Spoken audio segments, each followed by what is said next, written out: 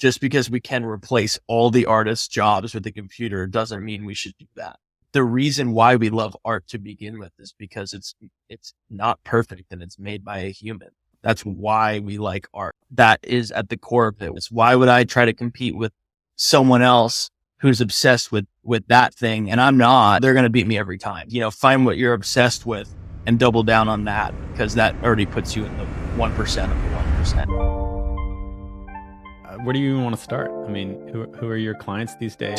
Dude, I feel like we should start. I mean, I'd love to just keep talking about, maybe we can find a way to, introduce what we were just talking about, but this idea of like, just go into it. This idea of like how compounding, the work that you put in the last 5 or 10 years starts to compound. Right when you said that, I had this conversation with my dad like 2 days ago about that. And we were talking about, like, I'm sure you know this, and entrepreneurs probably can completely relate. You don't really know if you're doing the right thing for a while. In fact, your brain basically is screaming at you at the top of its lungs. You're probably fucking everything up. Yeah. And it's like, you gotta have this weird, like, it's not even a sixth sense to know what you're doing. It's, or to know what you're doing is right. I think it's more of like, it doesn't even matter, because what else am I going to do with my time? I want to solve hard problems. I want to get in over my head and things. Like, if not, things are boring. So to me, it's like, I might as well, even if you don't, understand if you're doing the right thing. So like, I was telling my dad, I was like, it feels weird in a way to feel like, okay, everything you were doing did pay off and or is starting to compound, because, it's really hard when you first start. You kind of just are basing your whole business around people who are willing to take a shot on you. You don't have, at least for me, like in photo and directing side of things, like your degree and credentials are your past work and past experience. So you can't show a piece of paper that says, oh, trust me, even I don't have a huge background in this. Like, I was educated in this, whatever. And most entrepreneurs probably deal with that. And it's like, so, for a while, you're kind of just slowly kind of climbing with people who are willing to take a chance. But then I think once you do get that well-rounded, body of work and experience, like, then the compounding starts to happen, and it is pretty cool. So what's an example of you experiencing that recently? You said you kind of hit that inflection point of the 5-year mark. You start seeing the dividends from shit you were doing 5 years ago. What's a scenario that's come up recently? I mean, I think it's just a weird feeling when people approach you and are like, oh, I've been wanting to work with you for a while. And you're like, well, I've been wanting to work with you for a while. Like, like that to me is always strange, because you're just like, I'm making work that I want to look at and that I want to make as the core of everything. And for a while it wasn't like that, though. You kind of look up to certain people in your field, and you're like, when you first start out, you're trying to think much differently than you thought in the past. You're like, okay, so now I have an opportunity to make some really interesting work or art, and I'm like, what would so-and-so make? And what would this person make? What would they be thinking in this part? That's what you would just do, because you'd look up to these people. And then after a while, you're like, well, I'm not them. I'm only going to be a copy of them if I keep doing that. You start to realize that, even though you look up to someone, you may not like all of their work. You only like, certain parts of it. And then you're like, okay, but this combined with this part of someone else's work, I really love that combination of things. And that is kind of like, I guess, an artist process a bit that I've always enjoyed, is like, picking different elements of art that you really like and combining them into an area or arena that like hasn't had that combination before. So just a lot of that. And then, just starting to, feel like every job that you're bidding on has like a bit more, not weight behind it, but like you're bringing more to the table now. You're bringing, you have the right images and footage to perfectly fit each client. And it just feels like more and more, less of a stretch for clients to work together and work with you. So that's been like, yeah, just but it is funny, you do meet people, and I'm sure you feel this too. Entrepreneurs will see that. It's like what you said. It's like this 10-year overnight success. You come across people and they're like, I thought you were just, coming along and like just did just started a few years ago, just doing some really great work. And I'm like, I can't even begin to describe like how obsessed I've been since I've been 10 years old.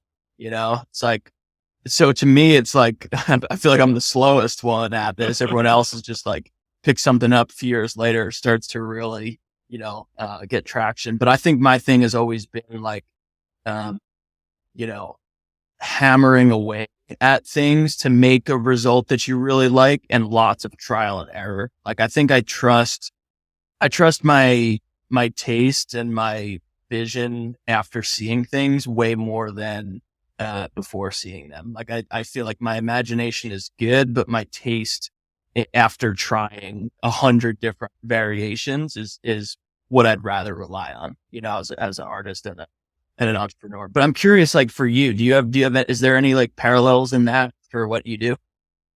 Yeah, I mean, I think so. One thing I actually want to ask: you say entrepreneur like you're not one. Do you not consider yourself an entrepreneur? I mean, I always feel like that word has meant, I would say so, but I always feel like, in the service industry, it may be like I don't have, like, I don't know, I guess, yeah, for sure. I just always associate that with like separate from artists and separate from, I mean, I feel like I work so closely now with like agencies and like corporate people that I don't feel like I'm outside of that. I try to think of, Yeah. like the job and like the industry is like kind of one and the same and intertwined. But yeah, I guess for sure, entrepreneur. Yeah, it's interesting. I was just curious because you said that a few times, and I definitely see you as an entrepreneur. You're an entrepreneur of one, right? Your business is you. Your Yeah. product is your work, Yeah. but Yeah. You're right. you're not. I think maybe there's a difference between the starving artist who creates art because they're truly inspired, but they have no designs or desire for commercialization. But Yeah. if you are actually going into business to make money, and it's not that you have to make the most money in the world, but and you're quite successful, but if you're going into doing the art and intersecting it with commercial gain, then I would say you're definitely a business.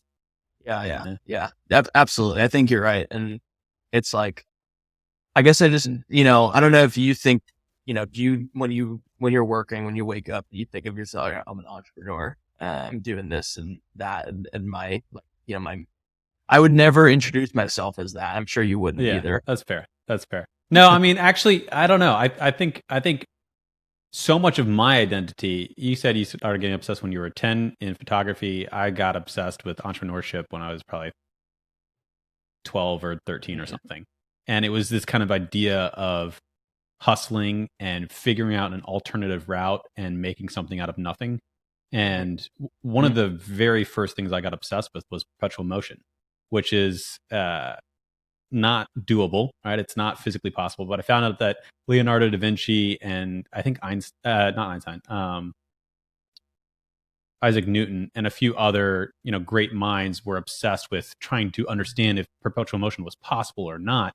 And so the idea of perpetual motion is if you're able to have a system that produces more energy than you put in, then you have unlimited free energy, right? Right. Like that's defeated by Isaac Newton's laws of conservation of energy. So it's just impossible unless we change the definition of mechanics Yeah. of And is physics. that even with, even with fusion or fission or whichever one they're Yeah, going? that would be gaining a lot of energy, but it's still coming from a source, right? It's coming from an atom rather than producing more overall. So, but Will be the heat up. reason, yeah, exactly, exactly. But the reason was I parlayed that into entrepreneurship is because with a business you can create perpetual motion, or you can create something that produces more than the sum of its parts.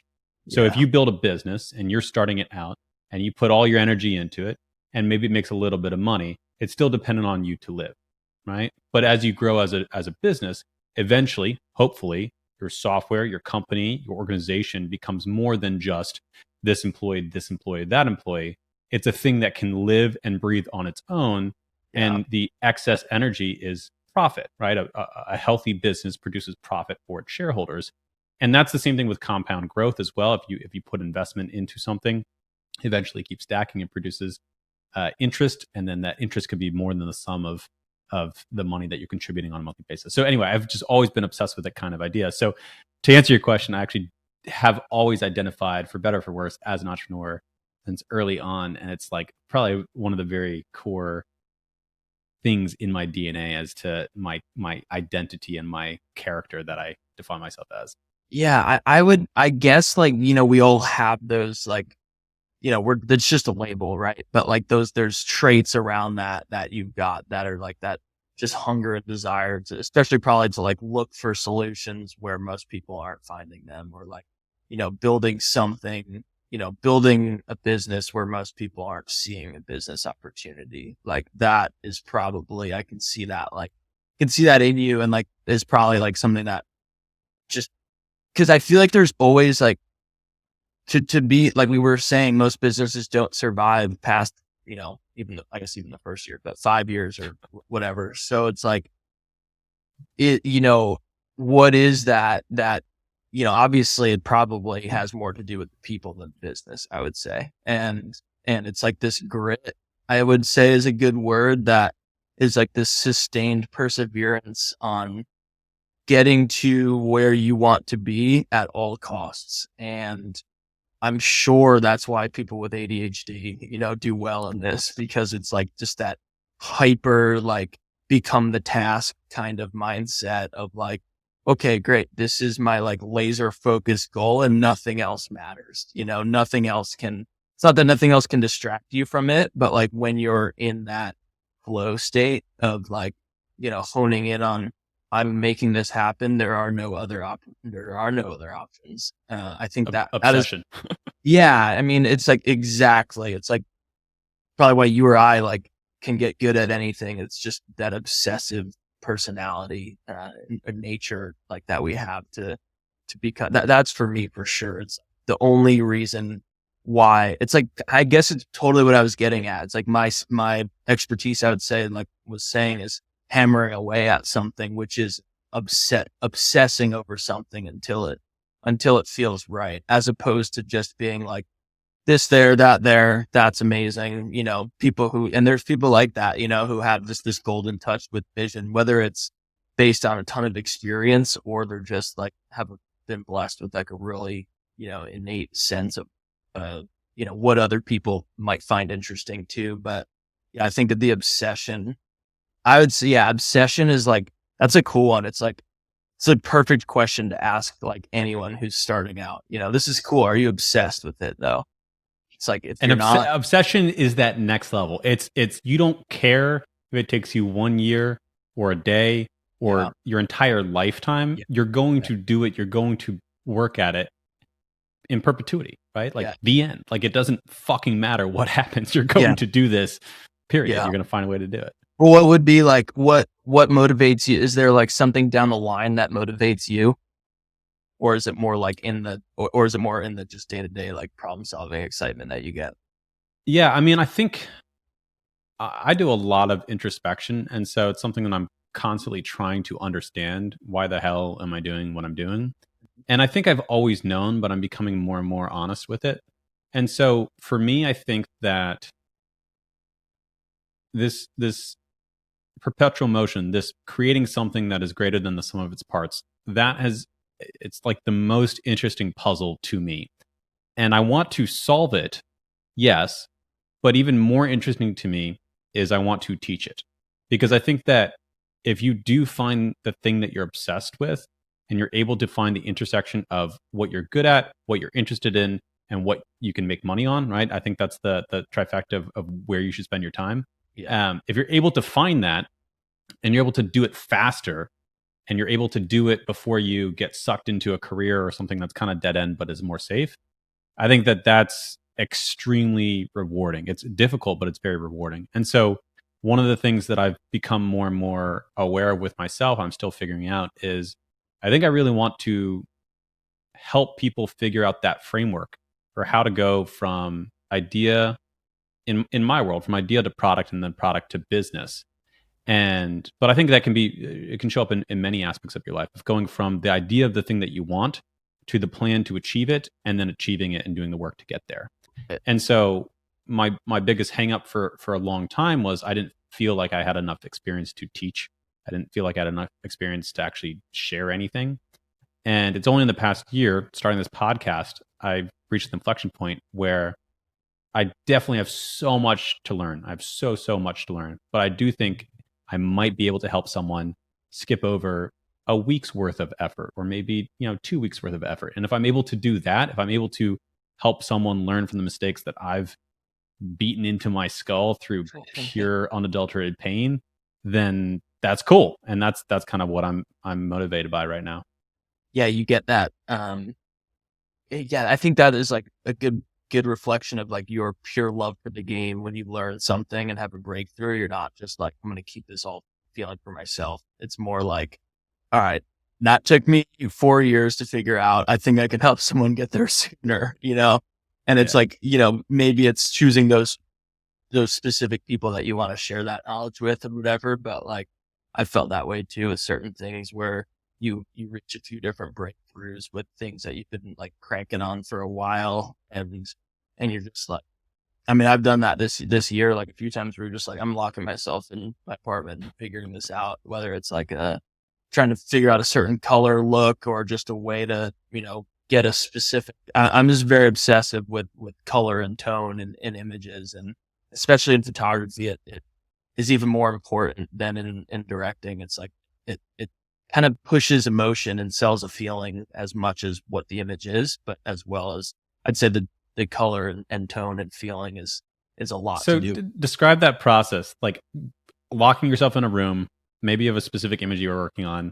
You're trying to find a specific color, look, tone. Just describe what that whole process is and how you work through it and how you know when you've got there. Yeah. I mean, it's a super interesting process. It's basically, photography it's not really an art. Like, it is so science driven. Everything about it. It's from ones and zeros to how sensors perceive light, and it's all data that is transferred into pixels.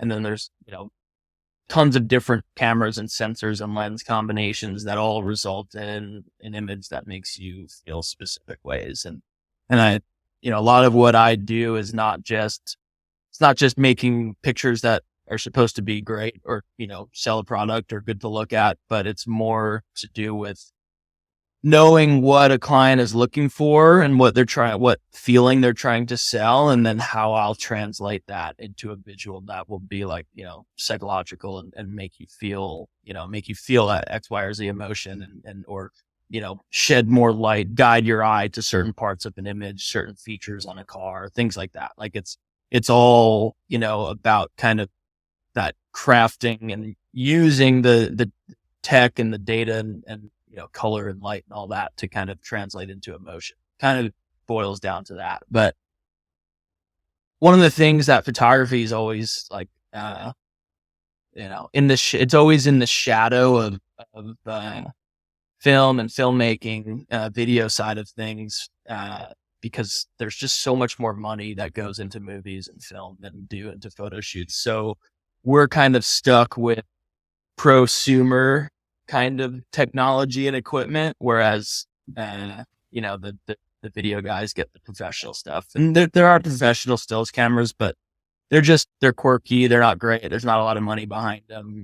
They could be better, things like that. So we're always trying to, kind of level up, hack away, into, making this feel like, a certain film stock or whatever. So anyways, just like something this year I did was I've been really working on trying to get this Kodak film look inspired and intertwined through some of my work. That's not so much like completely just like a filmic look, just like, not to look vintage or anything like that, but to just have specific colors that anyone can tell that feels a little bit more cinematic than say the next image or someone else's. Right. So just, playing with that, figuring out ways to, kind of hack some of the programs to, like, have a starting point that's a little bit, intertwined with a few different other things. And anyways, it took, weeks to wrap my head on, but, like, once you figure it out, it's super cool to have those little epiphanies where you're just, okay, yeah, this was all super worth it. It will make my work, look better, or level up from competition. And the big part of it was I wanted to be able to have this style be something that can be uh, can be used on set while we're shooting, so that the client can see that exactly colored, looking beautiful, all that right away as we're shooting. Because you can do anything, in Photoshop and what, you can get it there, but that might take it out, and then you're not doing that live. But my thing was like, I want these clients to just feel the difference right away, right? So things like that just I geek out on. And Where do you think that comes from? Like, what is it behind you find an idea, you say, oh, I'm going to obsess for weeks to get this one feel so that I can show a client real time. Where does that come from?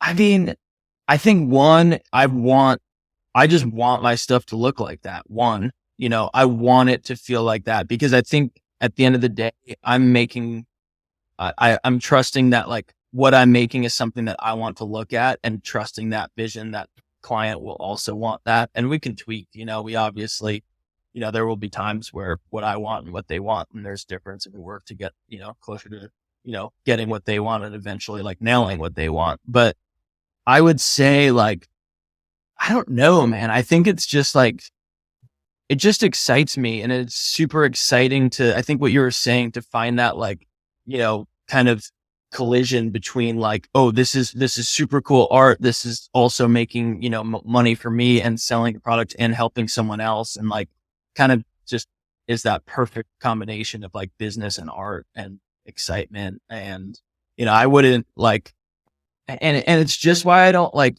it. That is kind of why I never really, like, stray from, like, my wheelhouses. Like, there's a lot of people that would say, oh, you should think about doing this and getting into this side of things, or, maybe, getting into real estate, or, like, this kind of stuff. And I'm just like, just think about everything as time. And I'm just like, I want to just maximize my time in my wheelhouse, because I know that I can, I know there's no ceiling on what I'm working on. And I know that, like, time spent on this, and I'm obsessed with this. Why would I try to compete with someone else who's obsessed with that thing, and I'm not? They're going to beat me every time. So it's like, I think, find what you're obsessed with and double down on that, because that already puts you in the 1% of the 1% in that world.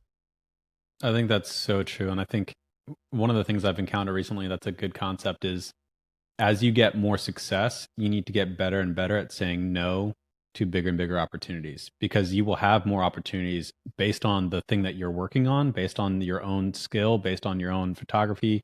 The opportunities that will come that are peripheral, maybe real estate deals, or, oh, maybe go into a different sector or space.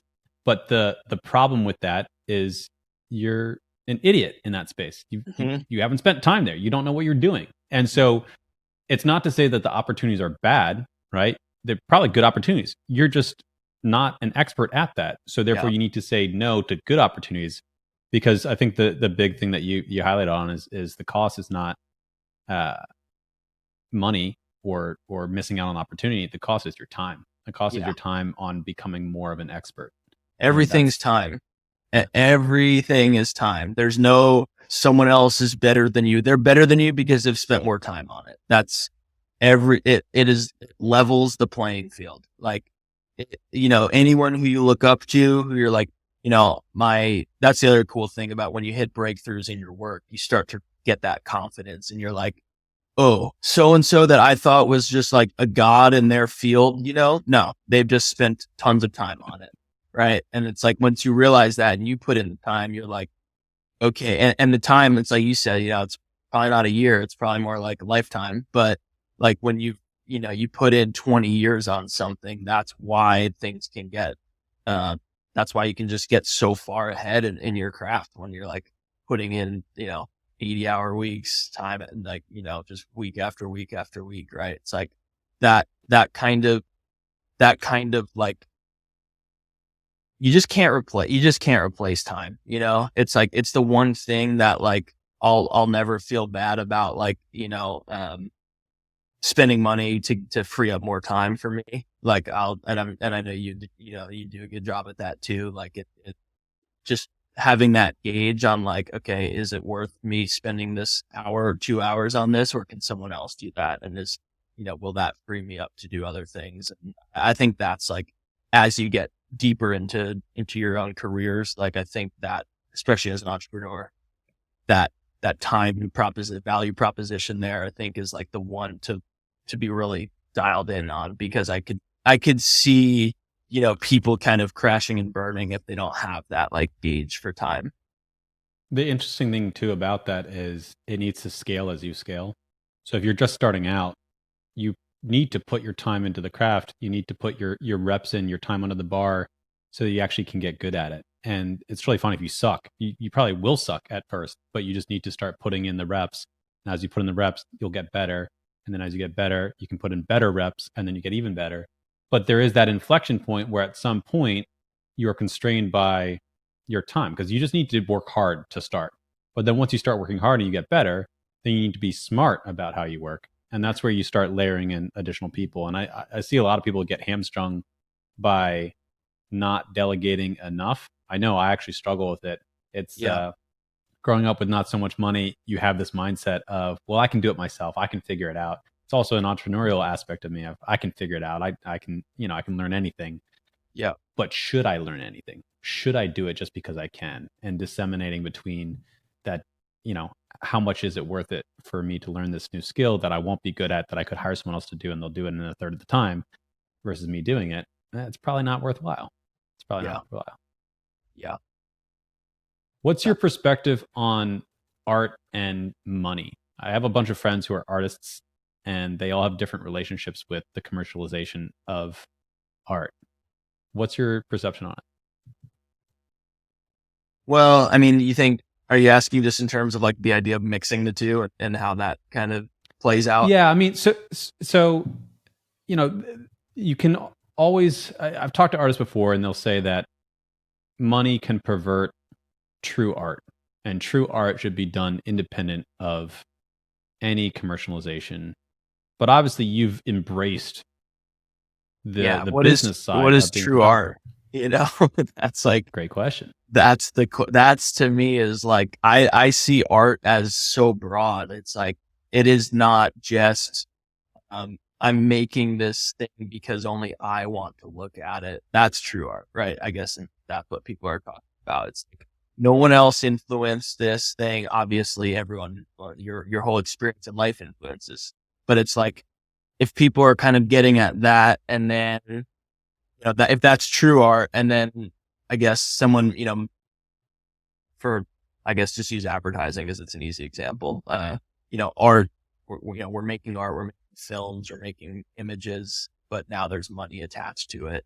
And is it straying away from what true art is? Of course, it's a different thing. I don't feel bad about it. It's not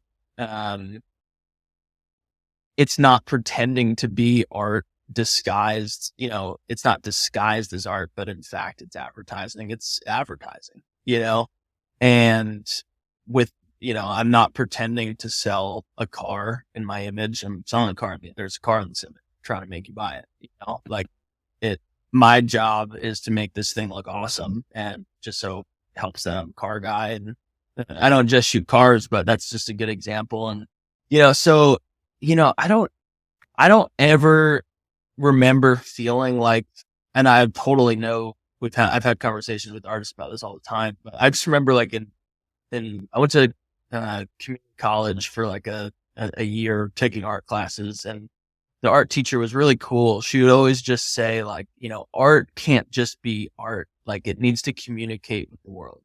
It needs to communicate with the world, even as art, not just advertising. Right. So it's like, I don't have a problem with it. I'm sure if someone does have a problem with it, they're entitled to that feeling as well, for sure. So um, yeah, it's just, I mean, it's cool. It's cool hearing your questions about art, because I feel like, to an outsider, I'm like, you know, uh, I mean, not that you're not an artist, but like, it's more like, it's cool from hearing it from someone with more of like that business mind on, how people perceive it. But yeah, dude, I think like, you know, there's a lot of different forms that art can take. And like, think, like even some of the art that we think is traditional, Michelangelo, like he was getting paid to make a lot of those pieces.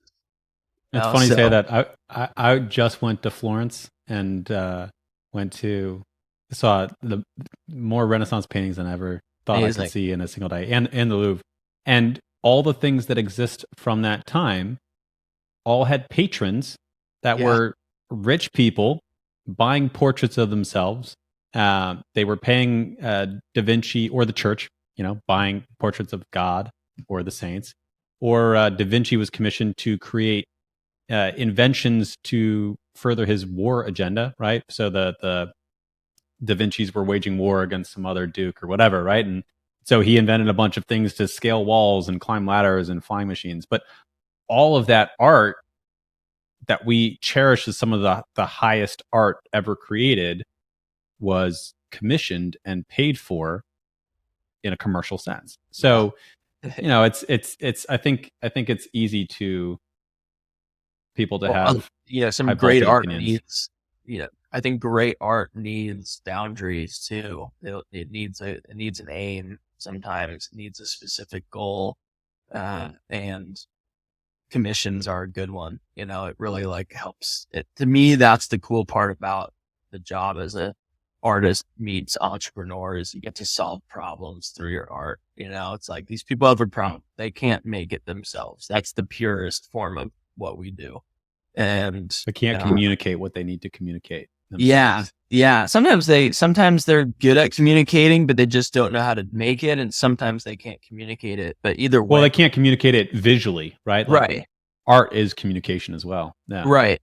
Exactly, man. And it's like, even, as I get older and more involved in just understanding like business and being a leader, like I really think a lot about like, okay, I feel like going back to time, I feel like my time spent learning and studying things would be best spent on how to communicate to people, or how, these more baseline fundamentals that I feel like can always be improved. I'm like, okay, an hour spent on that, on learning like how to best communicate with people in like in a position of leadership, is probably way better than me spending an hour trying to figure out like, just a new lighting technique or something.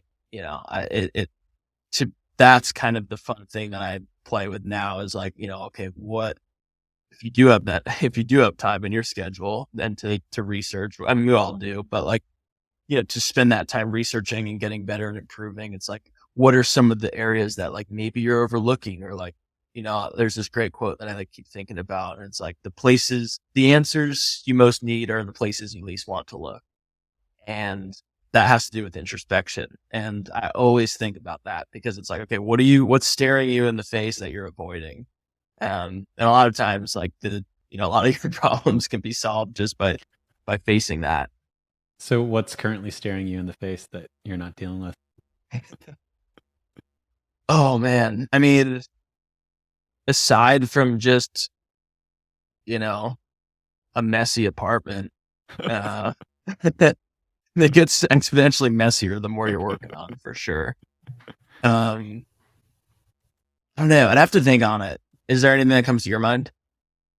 So, there's been a lot that I've been sifting through, introspecting on of late, and one of the things that I've only just uncovered last weekend was how much I am still deeply insecure.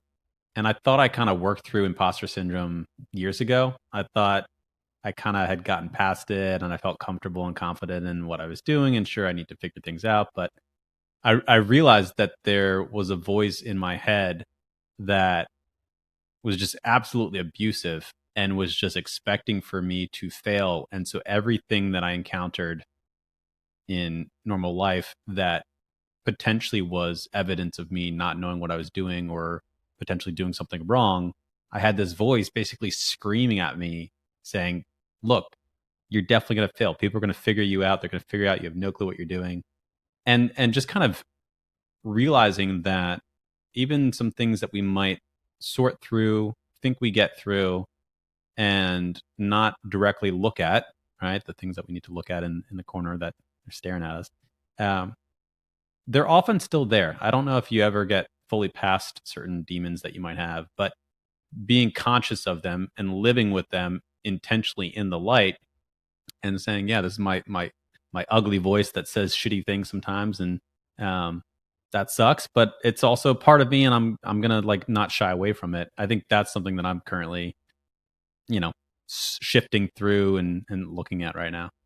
Yeah, being that voice that's like, even just what you said, dude, is exactly, I would say, is the big one for me too. It's like you say something, even in like any setting, and you're like, was that the right thing? Was the tone okay? Did I say that?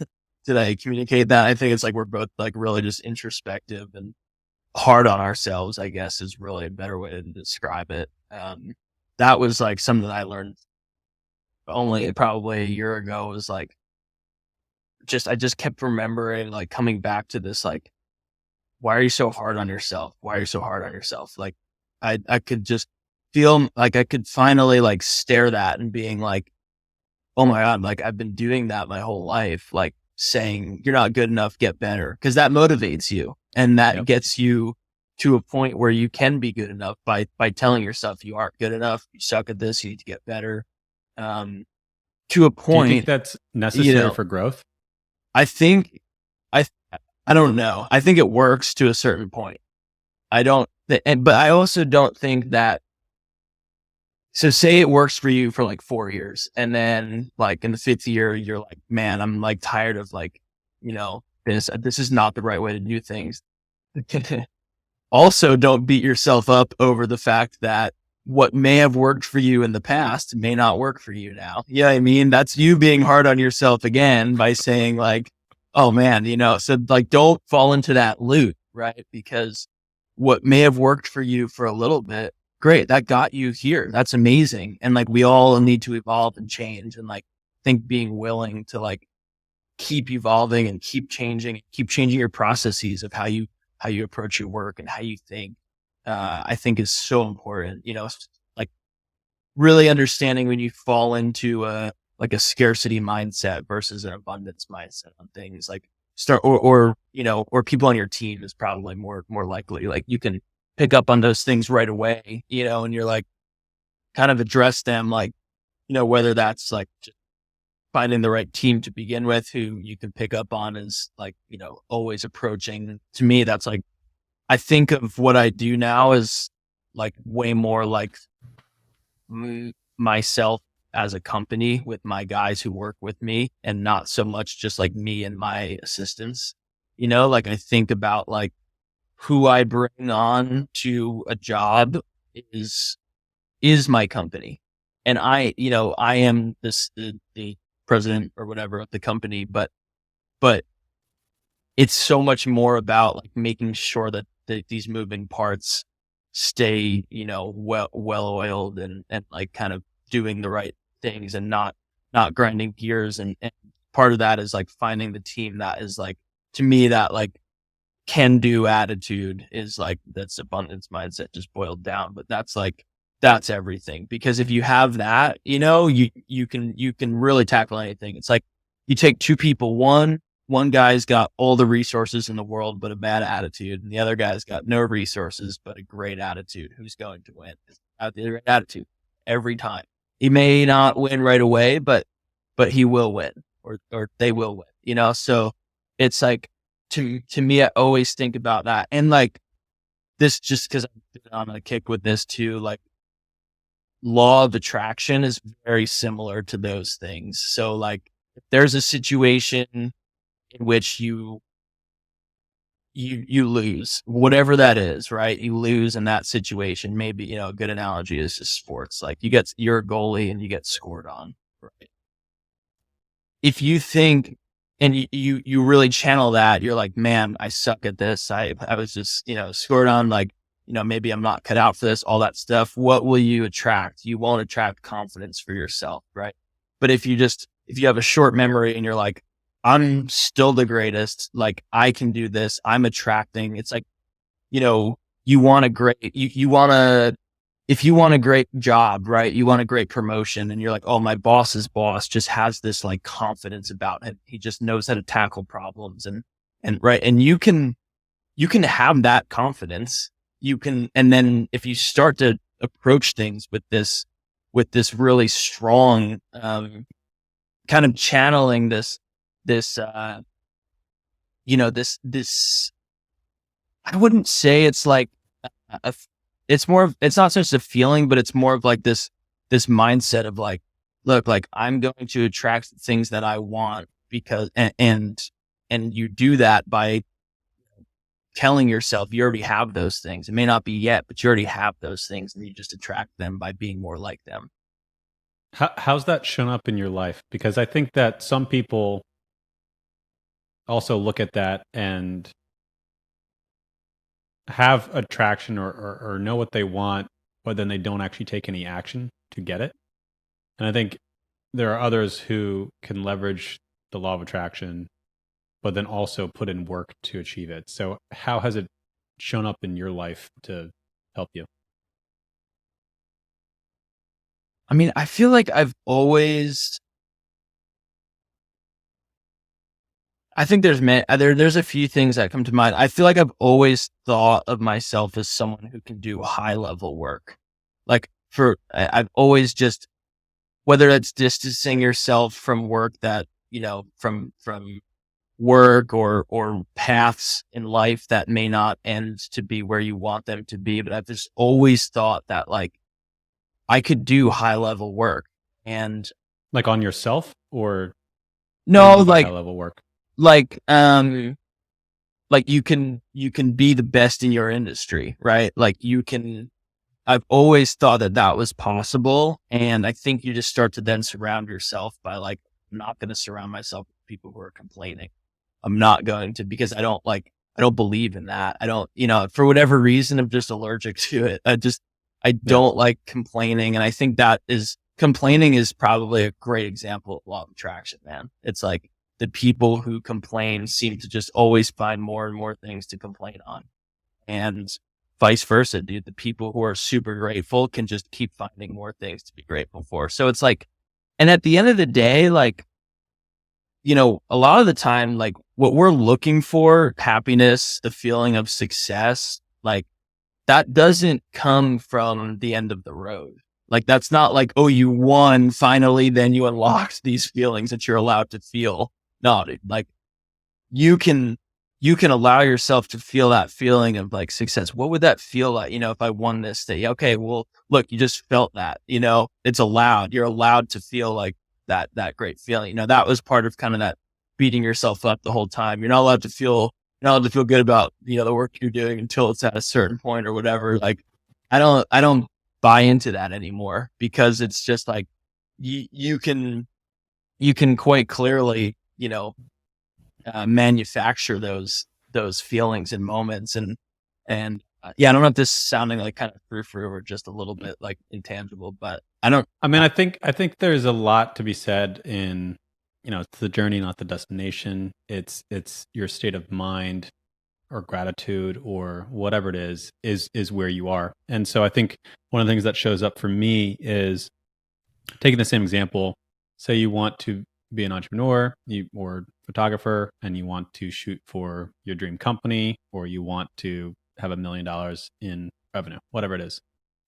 If you are never satisfied with having that thing, even if you achieve it, you will have a 15-second moment where it's like, hey, I achieved that thing. And immediately you're going to go straight back to the same mindset you had, which is, well, what's next? Oh, I feel empty without seeking, without having this thing, without trying to push for it. And I think the thing that's interesting to me that I'm also have been thinking a lot about recently is that there's this balance between being present, enjoying the moment, enjoying the ride, you know, just being satisfied and appreciative and loving the moment, while also having this very human thing of having goals, having plans, wanting more out of life, wanting to get certain places, having ambition. And it's this weird dichotomy between if you were truly just happy in the moment and you were truly zen and truly enlightened, you would just sit there maybe until you die, right? Like if you're truly just always appreciating the moment, oh, I feel my hunger. It's so wonderful. I'm in the moment of hunger. Oh, I'm feeling Yes. death. Oh, it's wonderful, right?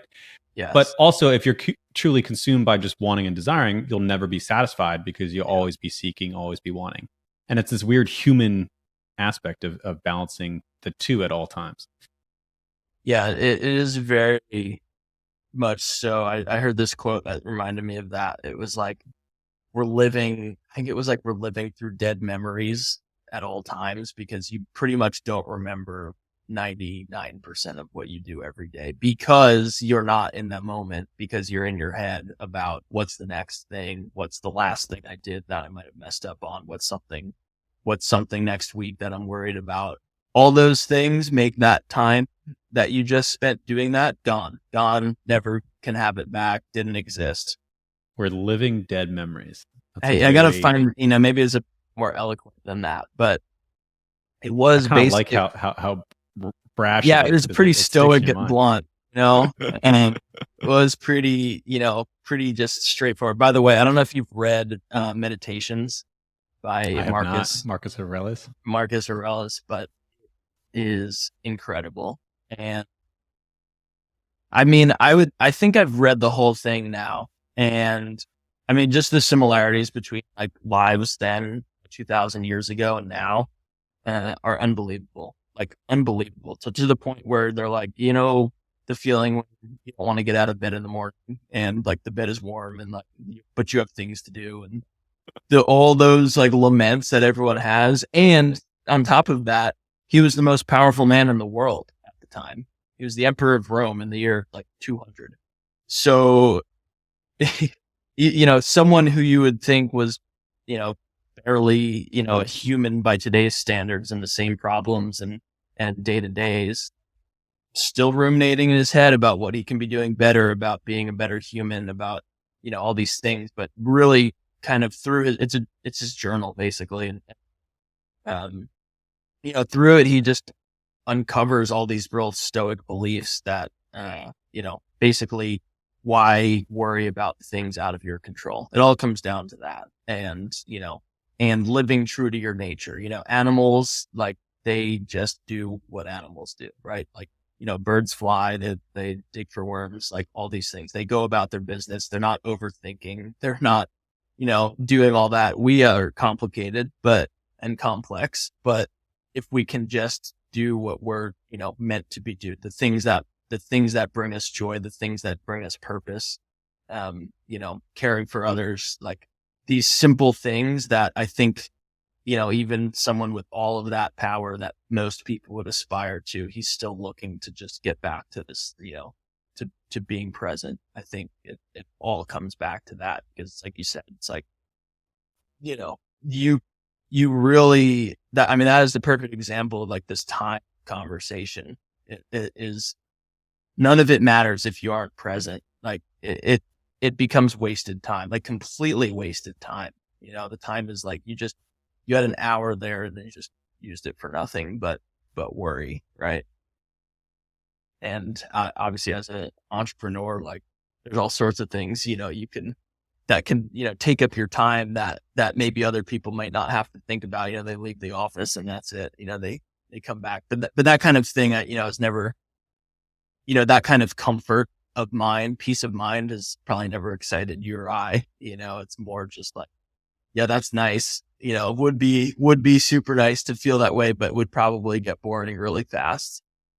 And I would argue that from all my observations, everyone has worries, and it doesn't matter what you're going through, whatever you're experiencing is going to feel like the biggest problem that you could imagine, right? It doesn't Yes. matter if you're worried about your third grade test because Timmy said that you have a stupid face, or if you're about to lose $1 million deal.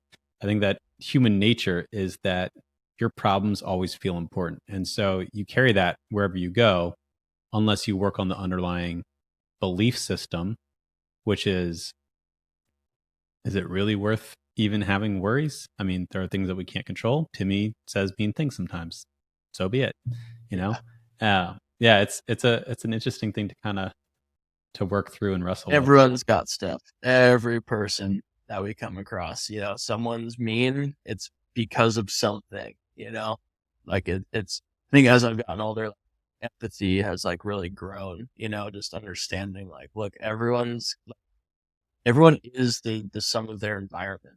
They really do. Like, humans are they're just like sponges to the situation they're in. And for business, obviously it's a great thing to surround yourself with super successful people. But, growing up, a lot of people just, unfortunately have scenarios that just set them back a bit and, are harder to break out of those things that make people mean or bully other people. And that affects, many people down the line. So it's like, we all have something, it's not like, I think we're so in our heads that we're like, we're the only people, we're the only person in the room that's like overthinking, but that's not true. We're all doing it. And I think like that just boils back to like giving yourself more grace too. It's like, look, we're all trying super hard. And I don't know, man. I think like, to me, all I can do each day is just like, did I do enough? You just ask yourself, did I do enough today? Am I proud of what I did? Am I proud of what I accomplished? Am I getting closer to the things that I want? And I'm curious to know, like, cause I've got my own kinds of goals and ambitions, but like, just with, I mean, I also always try to explain to people what you do. And I'm like, well, I mean, I honestly don't even really know exactly what Elijah does. I know that he has a company that like he's in software of some sort, but that's probably not even close to what you're working on and what you're doing. But I know so much time has passed since the last talk, so I'd love like, a little rundown. Yeah, I mean, we help people build tech startups. That's probably the simplest way to do it. We also do it for enterprise, but in there, it's more helping enterprises be more innovative, like tech startups. But at our core, we often work with early stage entrepreneurs that don't have technical experience and want to build a technical startup, and they lack the team, but they also lack the structure, the mindset, the process, um, the internal infrastructure, the best practices for hiring, for recruiting, for HR, for operations, just kind of all of it. And so we're really working on building out this kind of framework to help people build a startup and not have to learn all the mistakes through just brute force and empiric evidence. So it's evolved over the years, it's shifted, but at our core, we've just continued to expand more and more. And while we used to focus a lot more on helping people build technology products, we've expanded to helping people build technology companies. And so I'd say that is kind of our current mandate and focus. And still a lot of the core infrastructure. What does it look like? Well, it means we build mobile apps or web apps, or we'll provide talent when you maybe need some additional team members on product design or engineering. But at our core, it's we help people not go through the mistakes we've gone through while building tech companies. That's amazing proposition for, we want to not make all the mistakes we made and pay us to, it's like paying you guys for experience, basically. Yeah. That's amazing. So do you feel like a lot of people come to you like very early, or are they already pretty hashed out with like what they're looking for? Or are they just like purely like, I've got this idea and I'm trying to take it to the next level? The cool thing about our model is that we take people across the entire spectrum. And so the goal is to build a framework that can work on any scale. can work on the idea phase. It can work on the, I have some type of product, but it's not quite working. It can work on the, I have some customers and clients, but I don't quite know how to scale up. And it can work on the, hey, I've got a fully scaled up thing, but now I need to have more people and more innovation, and I'm not able to kind of get back to that early stage aspect of it. And so the frameworks, the methodology, the best practices, the training that we put into our team members, all of it is kind of built around this comprehensive thesis that this is a complex thing to do, but there is a better way to do it and there's a worse way to do it. And if we keep going towards the better way, if we keep getting better at how to teach that, how to communicate that, how to set that up, um, it will eventually just become a better and better framework, and we're able to kind of pass that on. And we're still figuring out how to productize that. How do we deliver that? How do we communicate that? How do we price that? There's a lot of things to figure out. But like we were talking about with obsession, I love this idea of business is one of the most beautiful forms of expression to me because it is something that can truly live on its own. And if you set up a business properly, it in theory could live forever. And so by trying to structure the business to be profitable, to be able to grow, to be able to pass that on to someone else's baby, their vision, their idea, that's ultimately what we're trying to do. That's amazing. So it's like, it seems like it's just hitting all the things that you love doing, like it is cool that, and I know like when we work together, like, you were also kind of expanding into other kind of like entrepreneurial, just like side projects, but like, are you doing anything like that? That's like super exciting now. That's like really got some roots behind it. The interesting thing is you kind of come full circle. So we started basically as a startup studio, and the idea was to incubate companies internally, right? That's kind of what you're referring to, and start with an idea, build out companies internally, and kind of spin them out.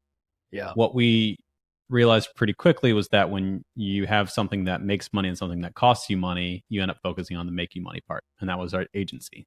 And so we focused a lot more on the agency, but still kind of had the idea of, well, we do want to kind of get more involved, more hands-on at some point. And so fast forward to the past year or two, we've been kind of getting back to our earlier roots just with an updated approach and thesis.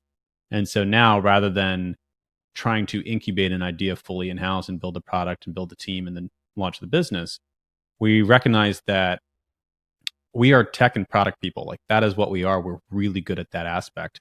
So for us to also then step into an area where we need to be a domain expert and we need to figure out the marketing and figure out the customers and have the relationships in that space, that's tough to also stack on top of us building the product and the technology. And so instead, we've started to partner with certain entrepreneurs where we're able to provide the part that we do really well, the part that we're obsessed with, and then they bring in the part that they're obsessed with, such as say, Chris, you want to launch a photography app? Give me a call. Like maybe we'll partner up and we'll build out the technology, and you have the connections, you have the relationships, you know what the problem is and the pain is. And so that's something that we've started to explore, and still very early, but I think that's a more viable way to do it because we don't have to figure out the pain point and the problem of the customer in addition to the technology product and Yeah. business. And you could, I'm sure you partner in a way that gives you, like a really meaningful cut of that business, or, especially because if they're like, look, we don't have money, but like, you want to go half in on this idea or whatever. Yeah, Like, we want to be a partner. We want to be a yeah, true partner. yeah, that's super cool. I mean, that seems like that alone seems like such a fun, like kind of like a skunk works little division, like just kind Yep. of like seeing what sticks, and like, especially if it doesn't cost you money to, it's just time. But that's another interesting thing that I wanted to ask you about, is like this scalability. And once you started hiring more people, and like, how did you know at that point, how did you know when were all the right points to kind of scale and bring on more people? Because and I think you probably remember this too, like I have this retouching side of what I do as its own separate business, which is grown to be a bigger thing, but still not, still no employees yet, but I think that's something that I'm trying to focus on more this year, is like growing that to a point where it can like, it's like 0 to 1 is like the hardest, Yep. obviously. So it's like, I know that like, I'm like almost at 1, right? Where I'm just like, okay, I know that like once this goes, that then I could bring on someone full time, then that frees up 98% of my time required for that. And I can just be in the creative direction side of things and really like not be doing any of the button pushing or lever pulling. And I know that obviously once that happens, then you can scale it at a way bigger rate. So I'm just kind of curious, like where your path was for that. And like maybe even what I'm most curious about is like that 0 to 1 kind of world in which you guys like started had your first hires and things in that world. Yeah, I mean, so early days of Matter, everything was bootstrapped. Actually, we've still been bootstrapped to this day, but Yeah. that means no outside capital, right? No outside investment, and purely focusing on profit. And so when you first start out, you don't have any profit to work with. And so it was just blood, sweat, and tears, right? Which is Yeah. me and my co-founder's time. And then we had 2 team members that were founding team members that originally were unpaid, basically kind of volunteering some time around this shared idea. And then we got to the point where we were able to pay them something, pay ourselves something, but it was all contractors for quite a while. And I would think that you're probably in the same kind of boat of Yeah. contractors. You pull them in and you pay them as you need, but no employees from that perspective. And so we were able to, given the nature of what we do, the projects are 6 months in duration, and um, we got to the point where after a year or two, we were able to roll forward team members from one project to the next. And you start looking at it, and there's always that risk of, I don't know where my next project is coming in 4 months or 3 months or 2 months, but based on the past track record, I think I will be able to find another project. Yeah. And therefore, you start looking at the numbers and you say, okay, well, this is what my cost to deliver, right, or my time, or whatever the cost is, my cost of my contractors is. Um, this is what the cost of a full time employee would be. Generally Yeah. speaking, it's cheaper because Yeah. you're taking on more risk, but you're giving up flexibility. And at some point, you just kind of pull the trigger and you say, "Fuck it, I'm going to figure it out. I think I have enough evidence. I think I have enough of a predictable factor. I think I have enough tenacity to be able to pull something out if I had to."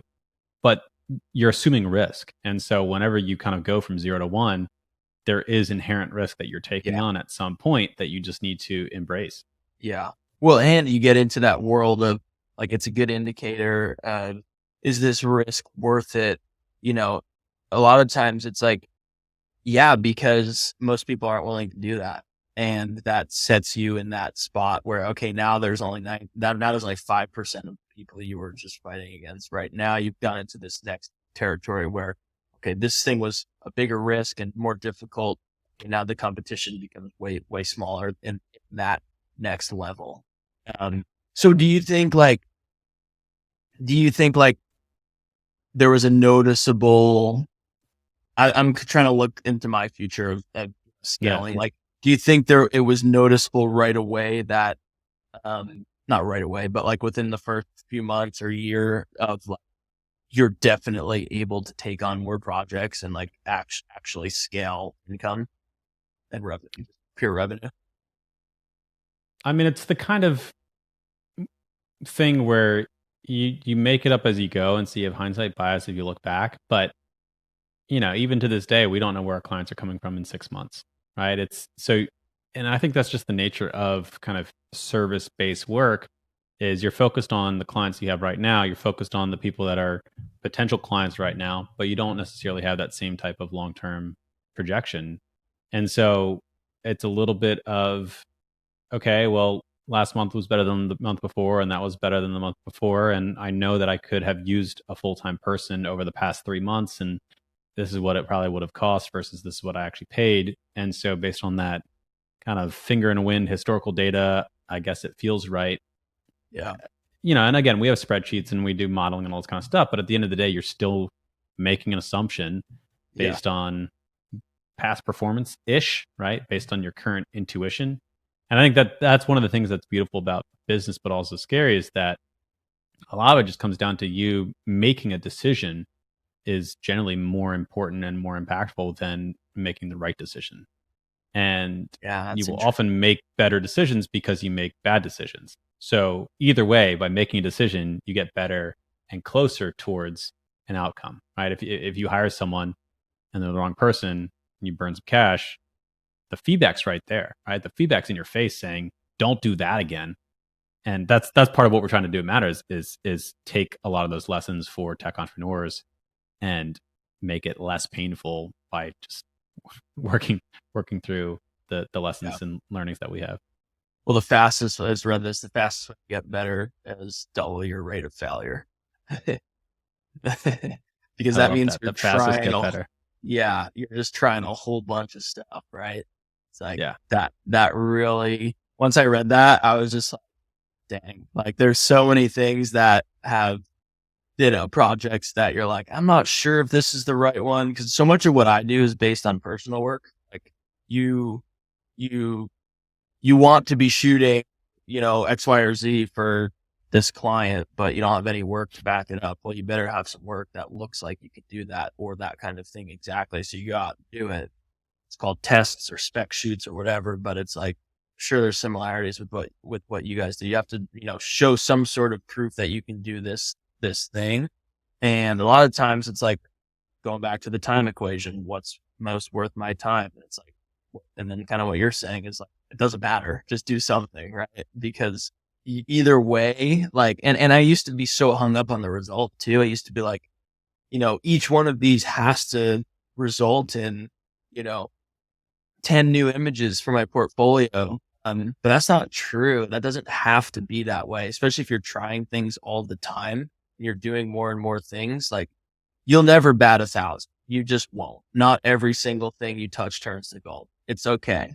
But, if you're able to do more and more of those things, you work through, like you can't just jump from A to Z. You have to go A, B, C, D. You have to work through it and be like, okay, now know not to do it that way. I now know so much. I now learned this, okay, I didn't have 100% of the final product, but I just learned the ingredients of like 30% of what I need to know.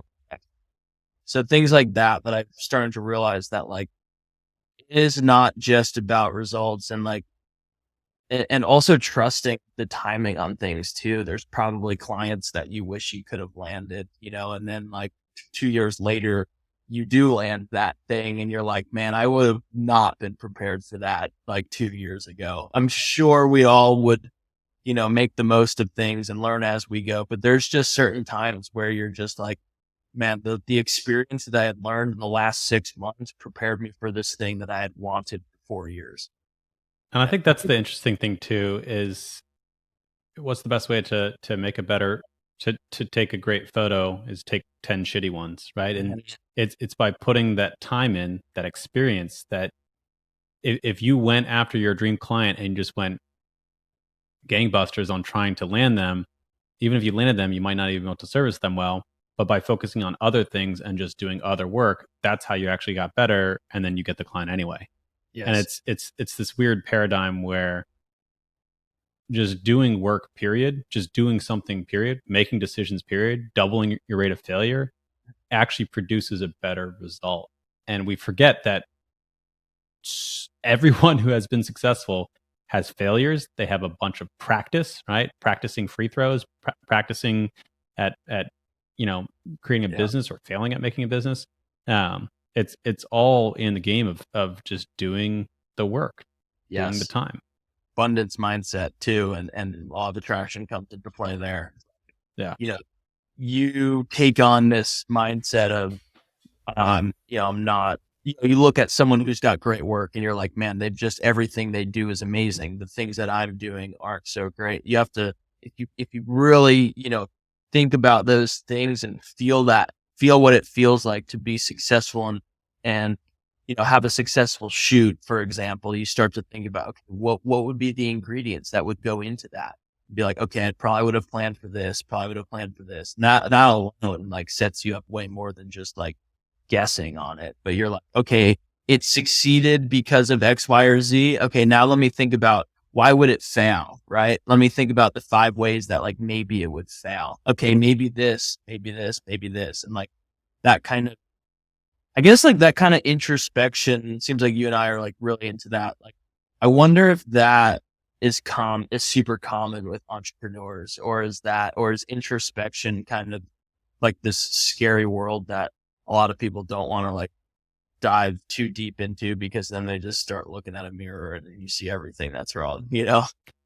Yeah, I mean, I definitely don't have a lot of answers, but I think for me at least, what's most important early in life is taking action. And that's not necessarily even taking the right action, but it's just taking any action. And then, like we said, you fail and then take another action. But I think at some point you learn a lot, but then rather than just putting time in and doing work, you need to start reflecting on the work you've done, reflecting on the work that you do, reflecting on how your mind affects the work that you're doing. And so Yes. I do think that there's this shift in growth that does need to pick up that internal reflection. I think you can have a lot of success with just, compounding your skill and learning more. But I think at some point, looking within, doing introspection and working through shit Yeah. is critical for growth.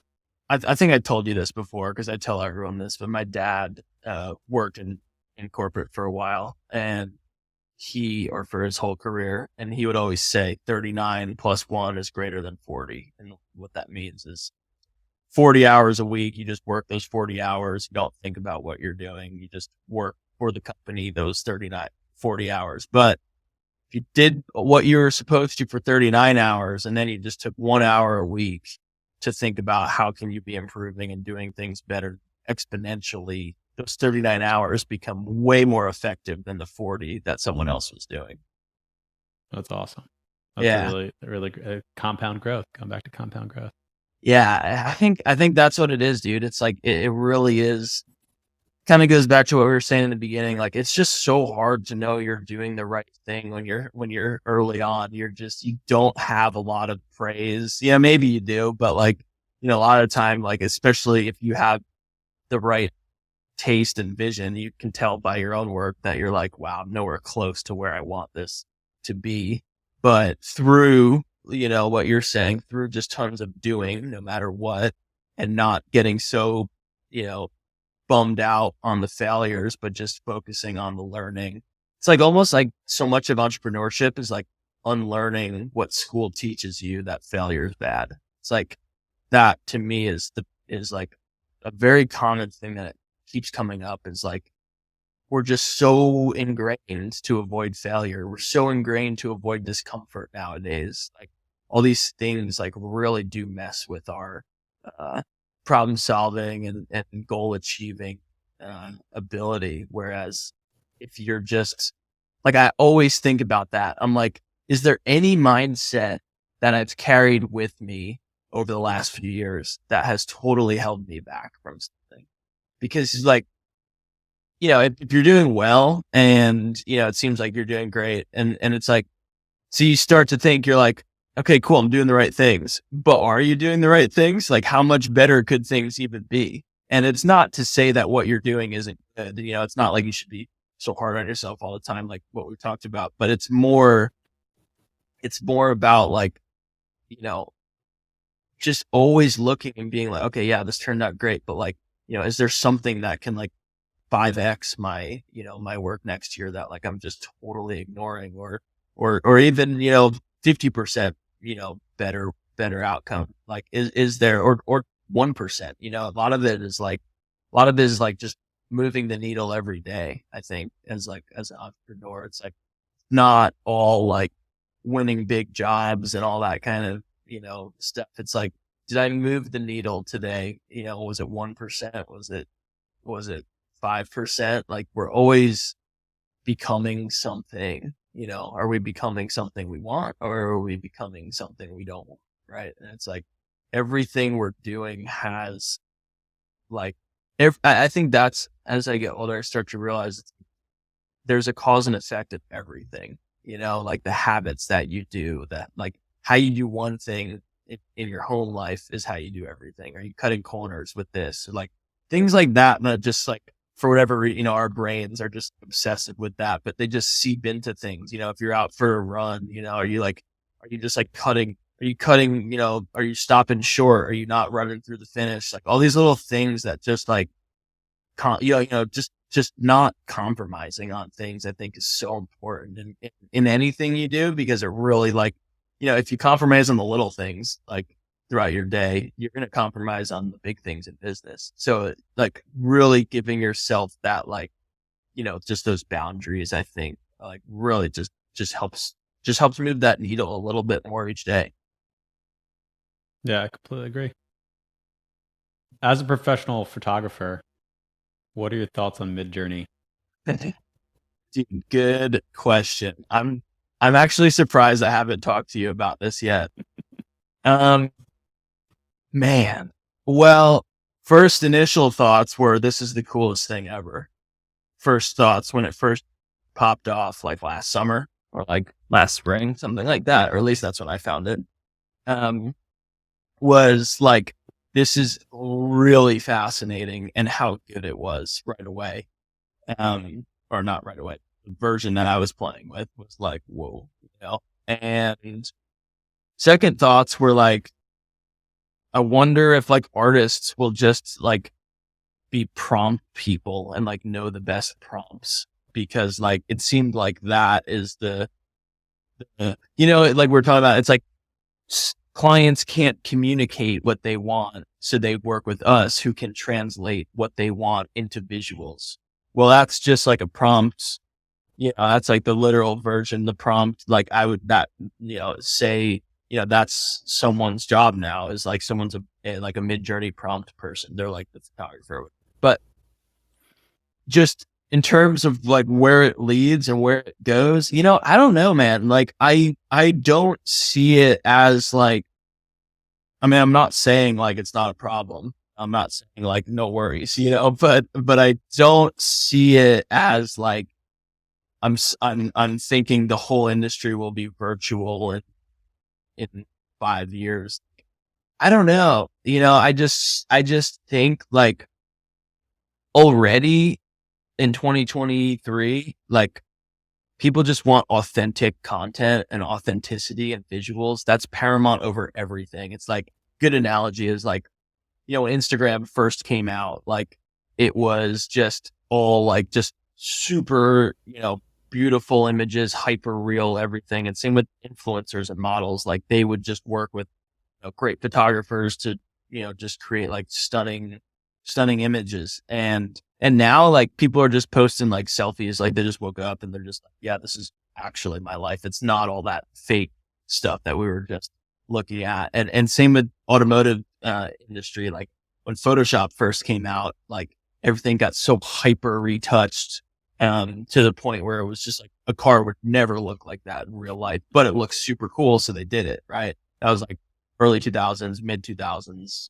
early 2010s. And now everything's shifting. We want authentic. We want real. We don't want it overly lit. So to me, like Midjourney is the opposite of authentic.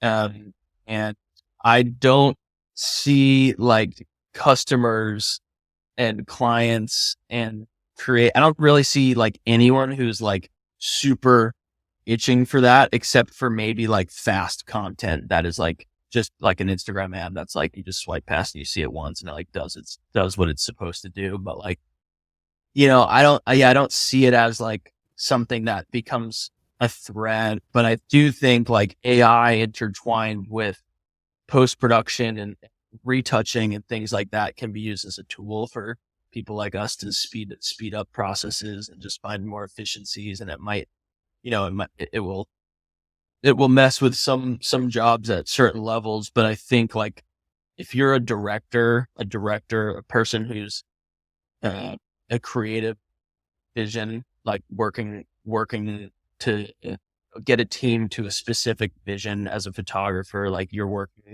using a camera, but the camera is just kind of in the way of your vision.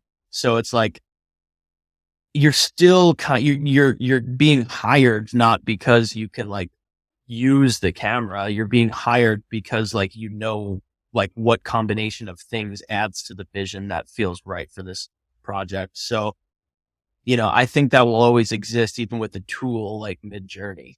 But But I'm Do you, curious, like from your perspective, what you think. well, first I want to ask if there was, maybe this already exists, but if someone could go to Midjourney and type in generate a photo of RAV4 in the style of Chris DeLorenzo, and it generates a photo based on your unique style. Is that good? Is that bad? Is that scary? Well, I wonder where like the like the lawsuits go with some of that stuff too. And like one of my hopes is like maybe people just don't want to touch that, because they're like, well, like not in terms of who owns it, but in terms of like what content was used to like manipulate from this. And like it may not be so from scratch as we think, like maybe it really is like taking an image and then like layering on things and then actually stole that in. I don't know, but yeah, that's possible. It's super possible. I just don't know, like, if that tool needs to expand more to be much more useful. Like, a lot of the times, like, if we're on a shoot, I can go shoot that RAV4. Yes, it may look like that image that Midjourney made, but then I could do like 30 variations of that and then 40 detail shots and then like, fun moments that we got to play around with, talent and lifestyle moments. And like you're coming away now in a day with like way more assets, I think. And not that it's impossible for like an AI to like, create a library of images with all these different angles. I do think it's possible, but people always want like tweaks to things and, oh, maybe this just a little bit this way and the light a little bit that way.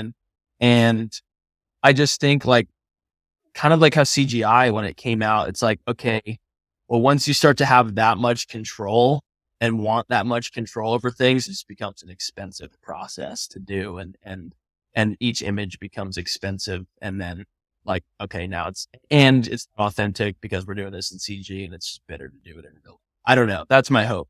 Yeah, it's No interesting idea. that you bring up CGI too, because I feel like there's a resurgence of practical effects and practical animatronics in movies that's kind of making a resurgence now. And I know I've seen it in a couple different ways, but the eye still can tell when things pretty accurately if they're CGI or not. And there's a certain aspect which knows if it's fake or not. And I'm curious to see if that eventually goes away or if it's just perpetually our eyes just get better and better at detecting what's real and what's not.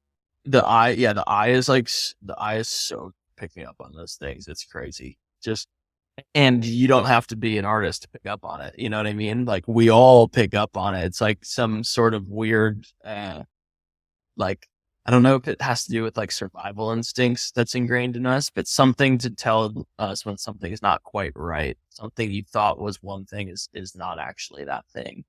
Um, but I could There's see it. a Go ahead. there's an interesting story about during the Civil War, people would buy photos of their loved one who had gone away to war, and the photos they would sell were just of random people. So they'd have like a brunette, they'd have a blonde, they'd have a guy with a beard, a guy without a beard, and they would just sell these photos.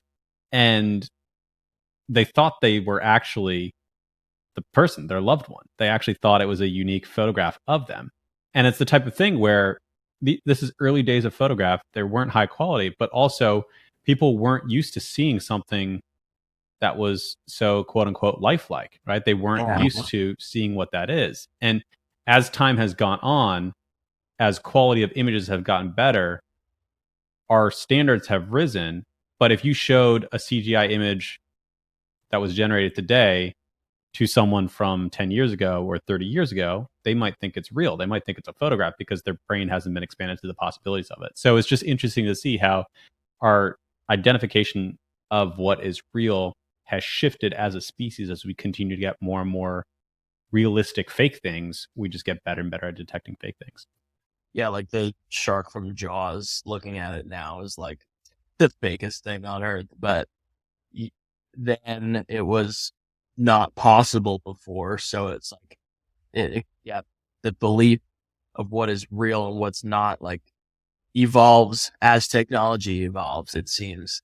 And yeah, I mean, it's so interesting to see, like, AI start coming for, artists. And like, I think, I mean, if you want my honest, my real thoughts, it's like, just because we can doesn't mean we should. That's my thoughts on it. Is like, just because we can replace all the artists' jobs with the computer doesn't mean we should do that.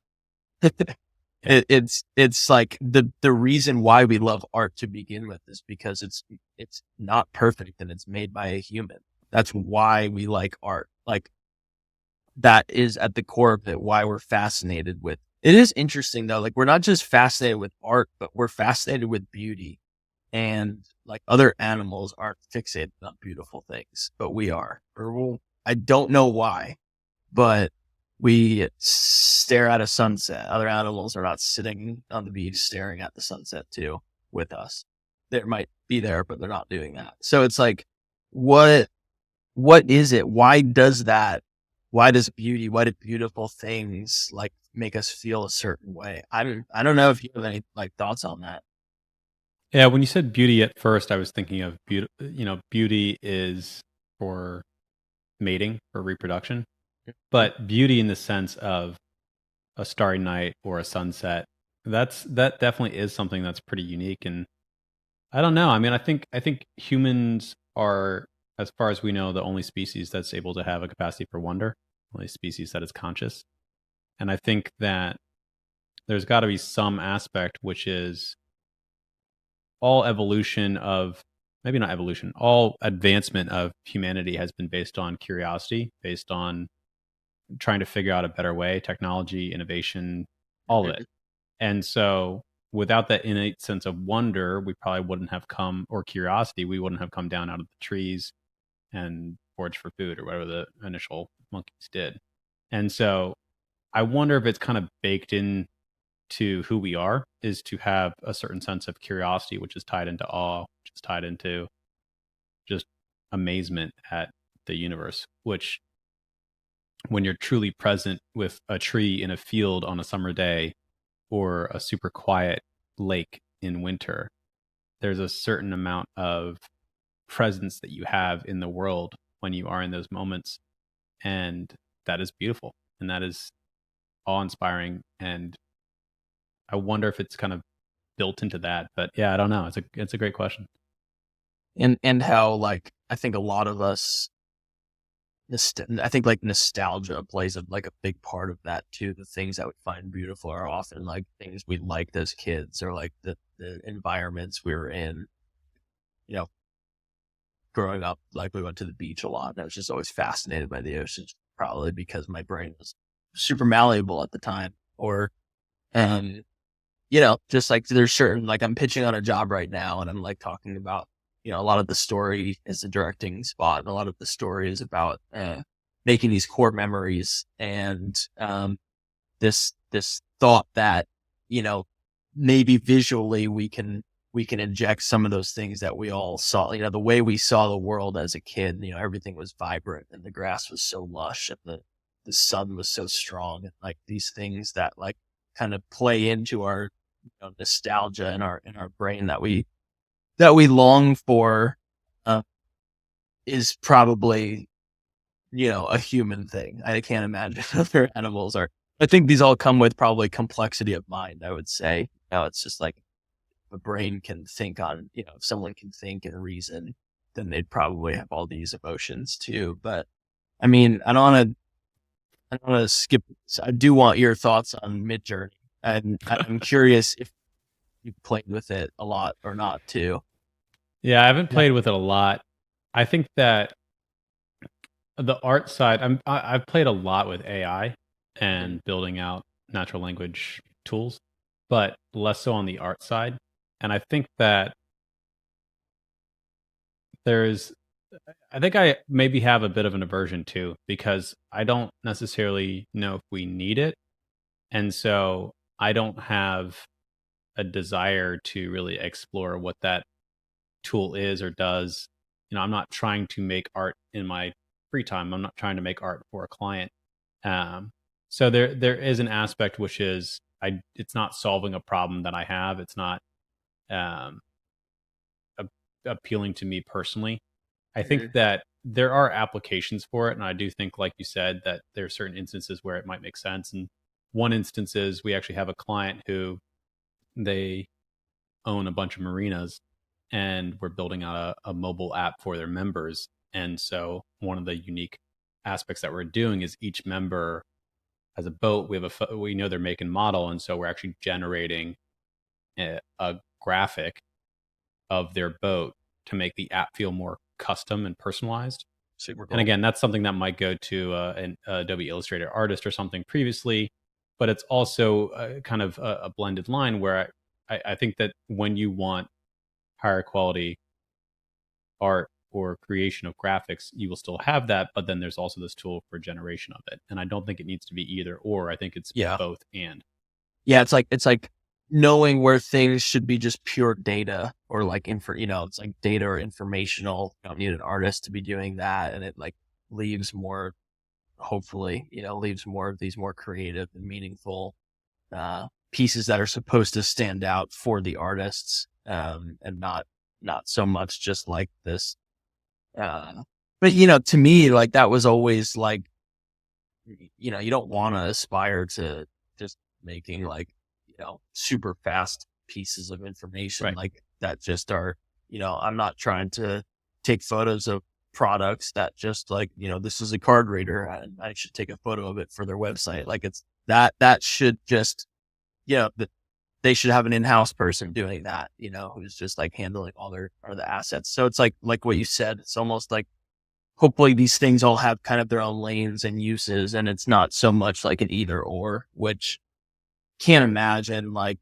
again, like, you know, if you want a campaign that like feels beautiful and has a style and all this stuff, you're going to have to work with someone who's going to like, create those things. But I think there's a benefit to, yeah, I think that's always like the thing to weigh is like, okay, there's a huge industry in this and X amount of jobs here, like, does it benefit society as a whole to replace that with AI?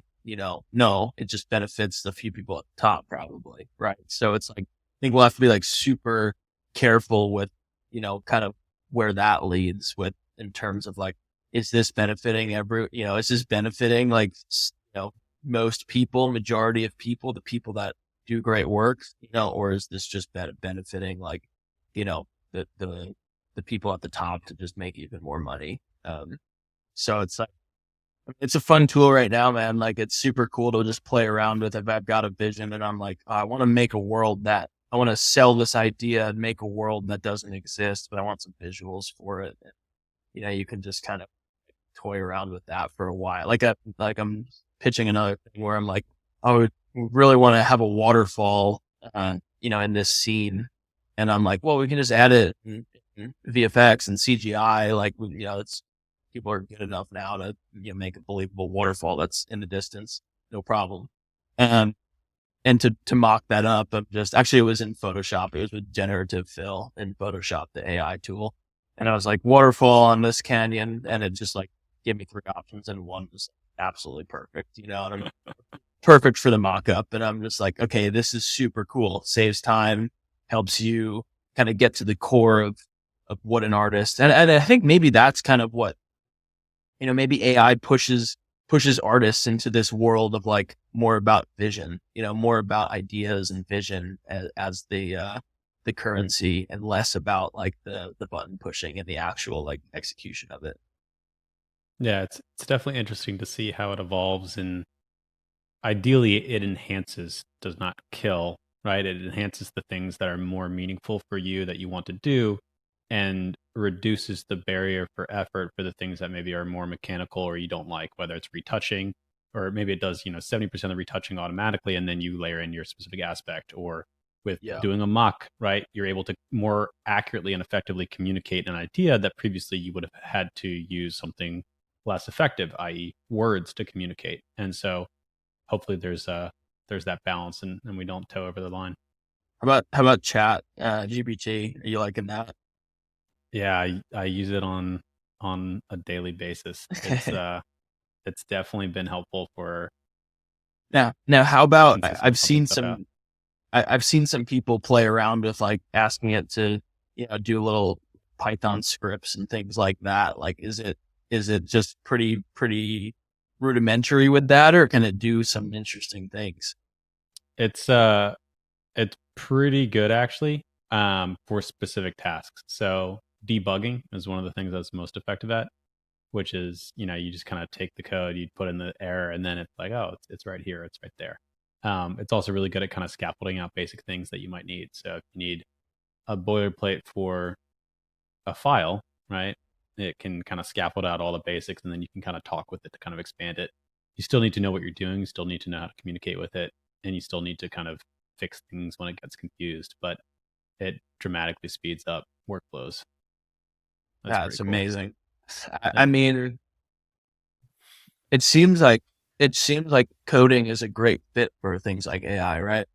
Very, very thick because it's all logical, but it's all language, and Yeah. so that's exactly what ChatGPT and LLMs are. It's basically applying actuarial science to words and figuring out what the highest likely prediction is. And so when code is all about being logical and mapping out structured language, Right.